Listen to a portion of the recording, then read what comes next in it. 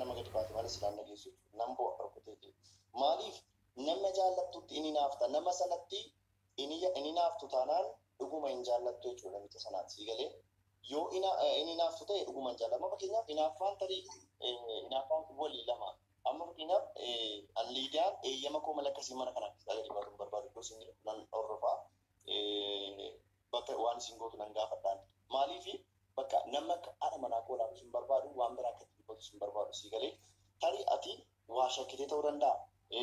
Inni ati shakkite sun immoo dhugaa ta'uu dhiisuu danda'a. Akkuma ati immoo isi shakkite. Alillee akkasuma numeeris illee baay'een reaaktii ati marfee sanaa fudhatte sooshaal miidiyaa kanarraa gabaateen ana abdii turfee keessaa si dubbisee si wal bareechuudha. Isin nama fuulduratti waan akkana gootanii kaatanii ani Liidiyaa likkii walitti himna. Takkaa garuu ani Liidiyaa wal lollee amma ilmoo tokko argannee jirra. Takkaa namni tokko jaarsummaa kootii Liidiyaa dubbatee hin beeku. Aniif Liidiyaan wallollee anaaf Liidiyaa taraarama. Ganama yoo wallollee guyyaa lama yoo wallollee bakka dhiiseen bahaa ganama manatti dhufee laaqana nyaadhu ittiin dubbadhu narra faana kaanan bahaa sana booda yookiin gaafa guyyaa sadaffaa siree irratti araaramte jechuudha. Wal'iin wal hammatta yookiin mucaa keetu si araarsaa. Kallattiin kamiinuu wanti si araarsu hin dhufaa jechuudha. Jaarsummaa dubbatatta taanaan bultii kee keessatti jaarsummaa dubbatatta taanaan iccitii kee dabarsitee namatti maartaa jechuudha. Iccitiin kee dabarsitee namatti eenyuun haa ta'u iccitiin kee sun bakkee jira jechaadha. Ati laal dhaggeeffadhu. Nama guddaa akkamii haa ta'u, sheekii akkamii haa ta'u, qeerrii akkamii haa ta'u, namni kamuu waa'ee dhirsaaf niitii nama uffata tokko taaptaabii godhaa nama uffata tokko uffatee wajjin bulu gidduu namni biraa dubbachuun qabu. Jaarsummaa hin ta'u. Ati jaarsummaan haadha manaaf abbaa manaa gidduu dubbatan jechuun bultiin gaafa sana diigame. Wallaahi billaahi na dhaggeeffadhaa. An bultii keessatti waggoota muraasa dabarsus inuma diigama jaarsummaan dubbatan bultii keessatti. Maaliif faayidaadhumaan qabu bakka jaarsummaan bultii keessatti. Ofii keetiif araaramuu qabda walloltee waltumtee wal garaftee illee ofii keetii araaramuu danda'uu qabda malee jaarsummaan dubbatamuu qabu. Anis immoo yooman inboksiisin fudhee deeme iccitii keessoo keessanii akkasumatti hin ta'u barbaadu. Iccitii keessoo keessanii ton taane Abdi Boorana itti beekamaati waan ta'e keessaan barreessi. hin araaramta. Dhugaa jiru dubbattee araaramta. Maal kun kana kabaja keessa keessaan dubban inshallah. Inshallah kabajamii galatoom ilfaadhu ba'uu dandeessaa. Ishi kenna. Ani wallahi rakkoon qabu. Ani dubban kanan fedha waan ta'eef dhugaasan baruu barbaada waan ta'eef ani wallahi rakkoon qabu. Bakka kanaafuu ani sa'aatiin gaheera waan ta'eef annan kaa abdiin ta'a. Kanaafuu hin haasofnaa miiseenjara koo qabdaa ati kenna. Maa feesbuuka dheengatan banatee waan godheessi gaafadhaa Okay, miiseenjara kee kan jarri moo baarik musammaa fa'aa maxxansaa turan sana miti? Namattase wallahi hubeen argine Abduuseen namattase Abduusee jala laalishee naa godhe Abduuseen. Okay, dhaqee kan si ilaalaa. Ati amma bahee ani sa'aatiin gaheera nan ba'a waan ta'eef keessaan dubbannee numeeris nan galchaa. Sadan keenya dhimmicha finnee boru yookiin iftaan gammachuudhaan immoo ol baana feesbuukiin keessi deebi'ee nagaanis isin gidduutti uumamee hin deebisne inshallah abshirii isinitti barbaada. Wallahi feesbuukiin akkuma uumamaa maallaqa biizinasii fayyadamaa uummata ittiin gargaarta namoota ittiin quunnamtaan isaan kan kasmaraa islaamaa kanan baradhee irraa achi kan maxxansuu malee waan hin taane waa'ee siyaasaa maxxansanii alhamdulillah. Ergan islaamaa fudhadhee waan akkanaa deebi'eera. Inna alla gube maayini ta'e abdii dhugaa bichaan barbaada. Sababiin mucaan kun akkana na godhee maali? Mucaan kun garuu dursaa miidheeyyuu maaliif akkana na godhee irraa kutaa? Kan jedhudha wasiigalee namni gaafa walitti dhufu nama amantii waa baay'ee namatti hubatta. Isatu na guba malee wallahi wanni na guba hin jiru ana. Feesbuun na guba yoo fedhe gurbaan kun na kabaja. Anis nan kabaja nan jaalladha silleen akkasuma. Nana mansiisaanii gurbaa kana ati laayivii kana cufii bahii har'a keessan hunda nan fura inshallah rabbii gaditti yoo barbaachise ta'e nama jabaa tokko dabalanna yeroo dabalannus immoo wannan nama fuuldurratti waadaa sii galu waan rakkoo keessanii waa tokko naasofnu jechuun waan iccitii nama lama gidduu inaasaa'amu bakka namatti hin tolu garuu nuti sobnee sin araarsina sobanii nama walitti naquutu dhowwama malee sobanii nama araarsuun hin danda'ama waan ta'eef sobeetuma sin araarsa ga'ani maalan godhaani.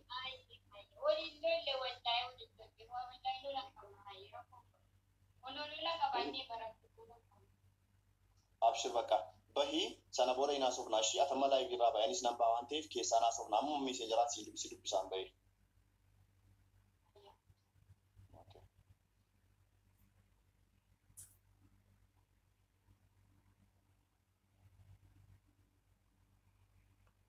Maal garuu allagee hafe na bira kee inshallah eenyutu ergatee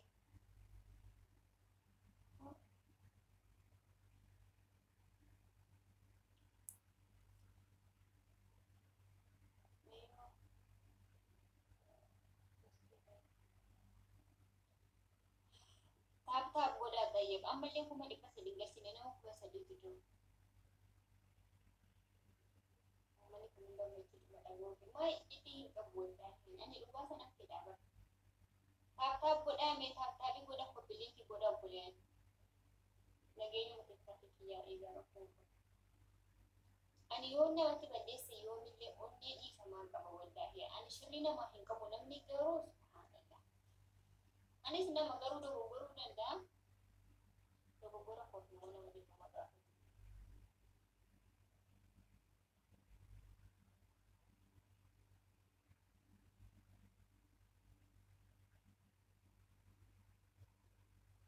Assalamu alaikum.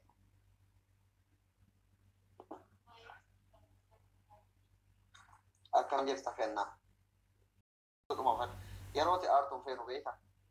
Nuti kofalchiifnee akka tifaa jechuu feena malee iccitii waan kanaa cofneerra baqqatiifi kana baabii isaa cofi lammata waan kanaan haasa'in warri jirtan nuti deemaa namni kumni sadii iccitiin isin dhaggeessan wayitu hin jiru. Akkamatti kennu. Nagaa wallaahi alhamdulillah akkama rabbitu fayyaadha. Bara ammumaan FB irraa dhufaa jira beektaa FB kan kee inni amma banamee 11,000 galee uummanni akkasi jaallatu argite uummanni kun hedduu si jaallata dhugaa. Torbii tokkotti immoo 30,040 si keenya. Kanaaf Facebookis ta'uu TikTokis yoo barbaaddan Facebookii 60 qabu tokko ni jira maqaatti jijjiirattee fudhachuu dandeessa yoo fooloodhaaf intini feeta ta'e rakkoon qabu. Facebookii wanti sicha kun jira jechuudha beektaa. Laa wallaahi yaadi mijamaa ani kiizan akkuma namni irra deddeebi'ee jiru ani maallaqa wayicirraa argadha gabaa wayii itti dagada adda wallaahi kun barumsa wallaahi yaada inni qabu kan aanaa namarraa kiisaanitti garu namni akkamitti osoo beekin namarraa fagaata osoo nama miidheeyyuu namni kun ani miidhamtuudha maana miidhee deemuu barbaada jechuudha malee wallaahi maa kun buqqannaa godhaan. No, ani dhugaa dubbachuuf koomentiidhaan balaa buusaan ture akkamitti kennaan araaramtii minaamin araaramuu qabdu girri uumaan ture.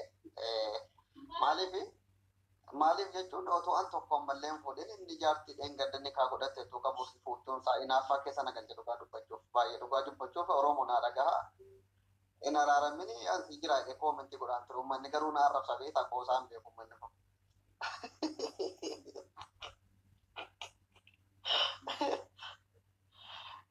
Inni jedhee eenyuun sheeriyaatiin galchi makka baabii kana deebisan amma sakkaaraatti dubbachuudha moo cidii isin nuti waa'ee keenyaa soofne amma waa'ee kanaa no waan biraa soofne nuti waa'ee gootichaa soofne waa'ee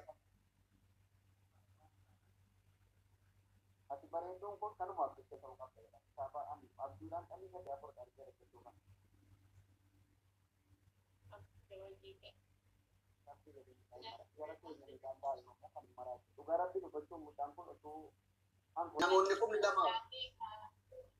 Namni kumni lamaaf dhibba afur kun akka jarri feesbuukii kee dhaqanii tidii godhan baagiraawundii irra godhiif maqaa isaatii wajjin yeroo tokko dudduuba kee godhii dhaqanii fooloo feesbuukii kan kee namni maatii sii ta'u maatii isaa godhate.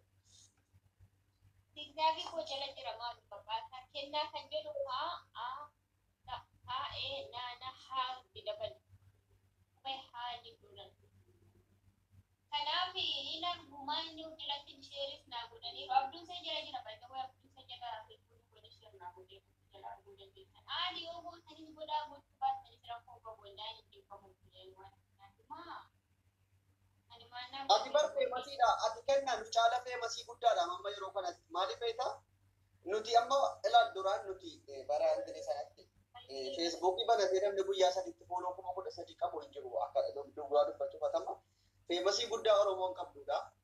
Yoo barbaadde immoo karaa siyaasaatti jirti jijjiirree aktiivistii si goona sagalee duutaa ta'a Oromoon aktiivistii Oromootti godhata. Maa ani beektuu kabareetuu ta'ee miti bara amala kootiin uummanni keemasi na godhatu malee amala qabdi kennaa Ammaati girgirri keessi qabsootti makame fooloo kana hunda baatattee maalitti goota miti.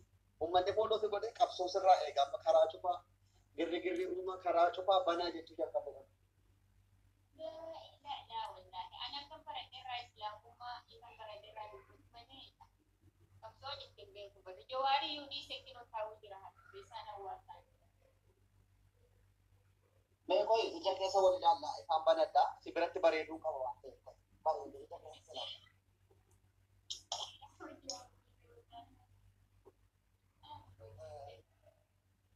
Masalah sirraa bareeduu moo akka? An bareedaadha barkennaa koo mee bareechi ija keessa na laata hojjoo kooni. Sirriitti na laate Baati bareedaadha maashaallah.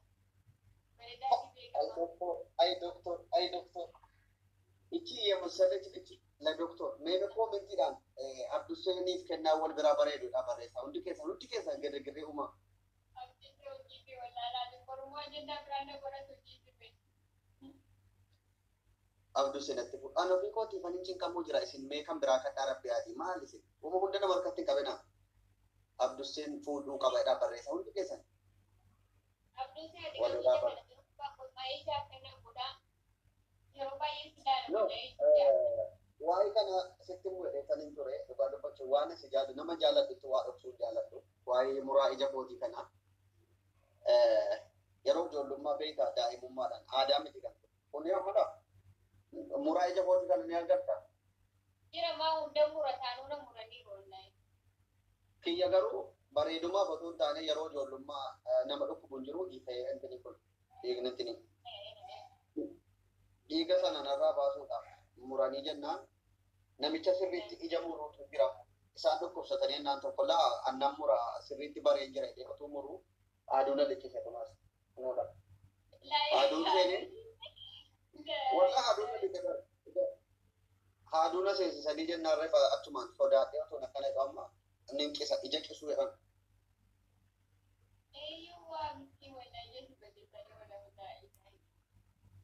Ogeessi tokko tokko inni naaf barammaatu waan bareedaa taate. Yaa dhugaa dubbachuu fi maxaaf qooddoon anaaf harkaan akka dhageetti mudannoo qabutti na bira taa'ee sa'aatii meeqa akkana qajeelchee funyaansaa eessarraa badee hidhiirra akkana harkaan na tolchee dhugaa dubbachuu akka warra kaanii achi garagalee na tolchee. Alhamdulillah bareeda godhee na uume. Gijjaartii bareedduu kakeetiin haa kennuu deddeeggara na gubaa jiran.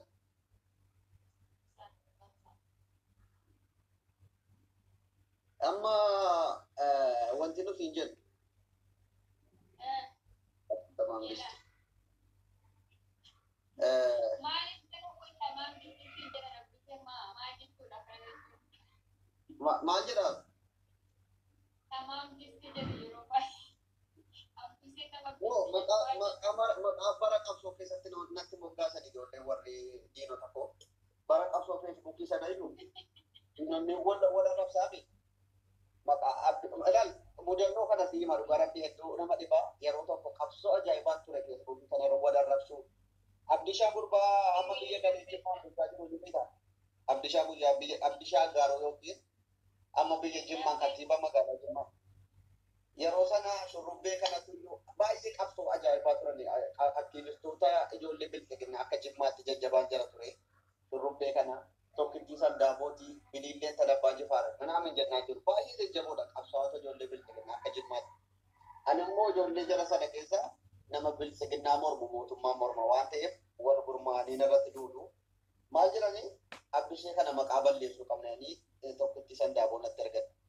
Tokkittiin sandaaboo gabbaatee Abdisheen Oromoo miti faaqiidha abbaan isaa kana abbaan kiyya dhugaa dubbachuudhaaf anaa daa'ima waggaa 5 moo waggaa 6 jiru boqote rabbi rahmataa godhuufi jarri garuu nama lubbuun jiru godhanii abbaan Abdishee akkana Oromoo miti inni akkana abbaa tamaan distii minaamin jedhanii maqaatti baasan nama lubbuun jiru abbaa tamaan jarri fidanii abbaa tamaan distii kana abbaan Abdishee kunoo nan beeka inti abbaa biraa wayii qaba bu'aa jedhe amma ijoolleen bilbilinaa Abdishee abbaa tamaan naan jennaan amma bakka dirqamaan hin fudhate maqaa hin jirnetti moggaasanii.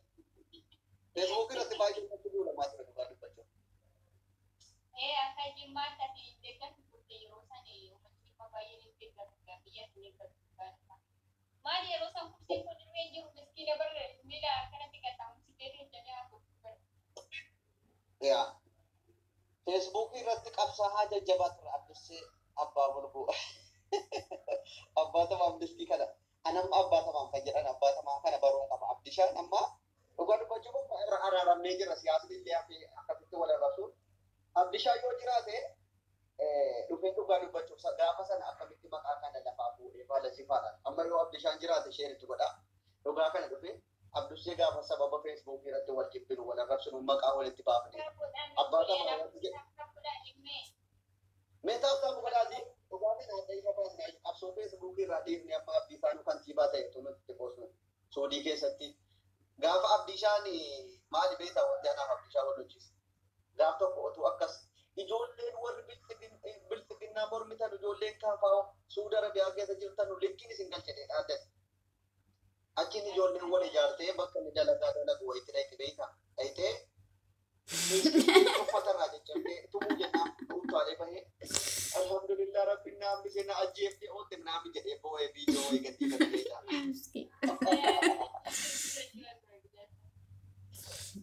Achumaanani gabbeetaniin foliyoo keenyaa baga rabbisee hambise foliyoo jedhee maqaa sana moggaase sababan foliyoo jedhee itti moggaase achumaan sababa sana viidiyoo sana aaruudhaan gabbee gurbaa abbatamaa nan beeka haadha sharaf jedhama. Armeen kiyya dhugaa dubbachuu fi waxaatiidha laalama haadha sharaf kan jedhamu tokko jiru. Abduseen abbaan isaa abbaa tamaam jedhamu abbaa tamaam distiiti. Haati isaa haadha sharafii jechuun maqaa ajaa'ibaa naafas. Haadha sharaf kana silan barbaadamu. Armeen kiyya waxaati ajaa'ibaati dhugaa dubbachuu. Bareedduu ani siittiin baheeyyu qashtii akka kiyyaa kana waa wanta guddatti haadha sharaf taatee miti. Kanaaf siyaasni feesbuukii maqaa adda addaa nutti baasee jechuudha. Abduseen. Kanaaf ijoolleen baay'ee nama maqaa sana qabachuudhaan Abdusee abbaa tamaam distii adiinaa barreessu koomitii irratti kanaaf ansii deebise. Yaa Abdusee Tahaa Ahmad yaa maqaan kiyya ni dhugaa sana. Abdusee Tahaa Ahmad. Ani. An kan na dhibbu farihaa otoo ol seenime inaafisee. Kennaa caala bareedamoo kana jala deemtee kennaa na jalaa bitu. Kennaa namni tokko tuquu hin danda'u kana booda. Feesbuukii irratti tiiktookii irra anaa jiru. Bakka hundaa lola gaggeessina karaa cobsiifna abdii muktaar karaa cokiyyoon jedhee ajajatti dabarteen cobsiisa. Nama sitti dubbatu tokko natti ni feesbuukii irratti tiiktookii irratti. Batalee amma waan aniif kennaa wal jaallannu inaaffaa baay'eetu uumamuu danda'a. Shamarran baay'ee sitti naafuu dandeessi. Dhiironni baay'een utuu nuti jirru Abduseen akkamitti kennaa kan ofii godhata. Obsuu qabna laata. Amma otuu waa tokko yommuu kennaa koo amma ani fasituu kaan fiqirii jalqabnee wal jaallanne maatu taabeeta.